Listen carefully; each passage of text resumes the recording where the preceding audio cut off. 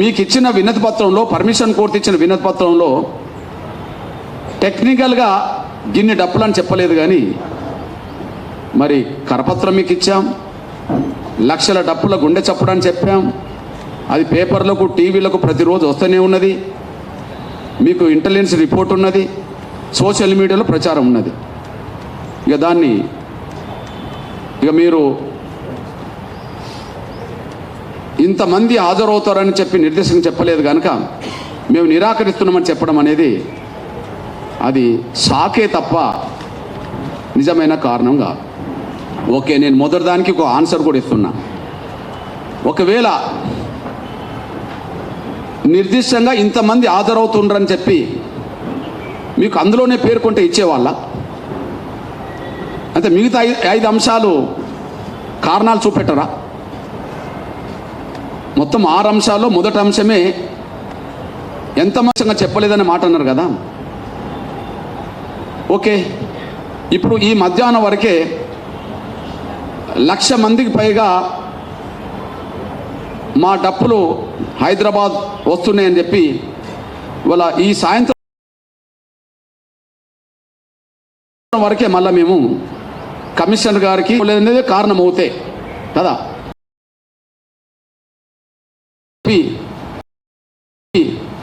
నిర్దిష్టంగానే మేము మీకు ఇవ్వాలని మళ్ళీ వినతి పత్రం ఇస్తాం పర్మిషన్ కోరుతూ.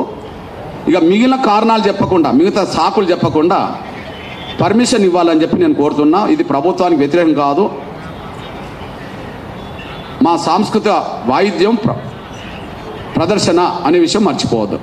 మేము ఈరోజే మళ్ళీ మా ఎంఆర్పిఎస్ ప్రధాన నాయకత్వం ఖచ్చితంగా పర్మిషన్ కోరుతూ అక్కడికి వెళ్తుంది. నెంబర్ 2, ఈ కార్యక్రమానికి అనుమతిస్తే శాంతి భద్రత సమస్యలు తలెత్తే అవకాశం ఉంది. గత అనుభవాల దృష్టి పెద్ద ఎత్తున ప్రజల సమీకరణ జరిగే అవకాశం ఉన్నందున ఈ కార్యక్రమ నిర్వహణకు చేతిలో నుండి అదుపు తప్పిపోయే పరిస్థితి ఉంది. అసాంఘిక శక్తులు చొరబడి శాంతి భద్రత సమస్యను సృష్టించే అవకాశం ఉంది. దీనివల్ల హింస తలెత్తే ప్రభుత్వ మరియు ప్రైవేట్ ఆస్తుల ధ్వంసం అయ్యే ప్రమాదం ఉంది. ఇది చాలా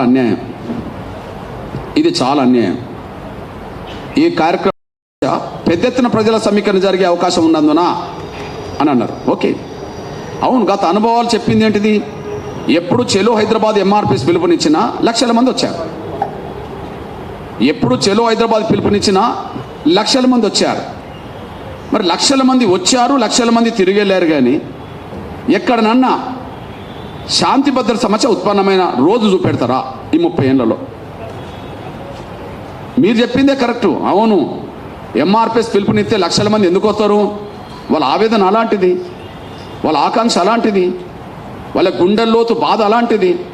కాబట్టి పిలుపుకు స్పందించే జాతి ప్రజలు, సమాజం ఉన్నది కాబట్టి ఆవేదన ఉన్నదనేది నిరూపించుకోవడానికి, మా ఆకాంక్ష బలమని నిరూపించుకోవడానికి మాదిగలు తండోపతండాలుగా ప్రతి గ్రామం నుంచి కదులుతారు.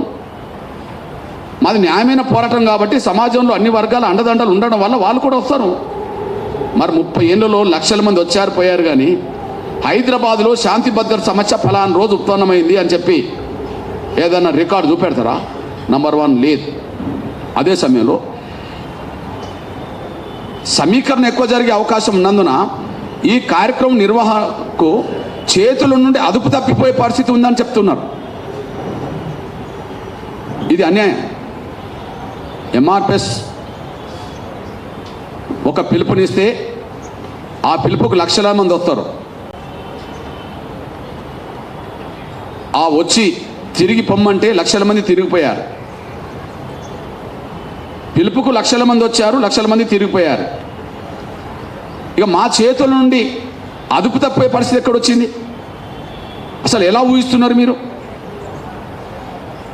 1,00,000 మంది వచ్చారు, 1,00,000 మంది మళ్ళీ తిరిగి వెళ్ళమంటే వెళ్ళారు కదా. మా చేతుల నుంచి అదుపు తప్పిన పరిస్థితి ఈ రాష్ట్రంలో ఎప్పుడన్నా వచ్చిందా? నాయకత్వాన్ని గౌరవించే, నాయకత్వ ఆదేశాలను పాటించే జనం, కార్యకర్తలు మాకు లక్షల సంఖ్యలో ఉన్నారు. కాబట్టి మేమెప్పుడు శాంతి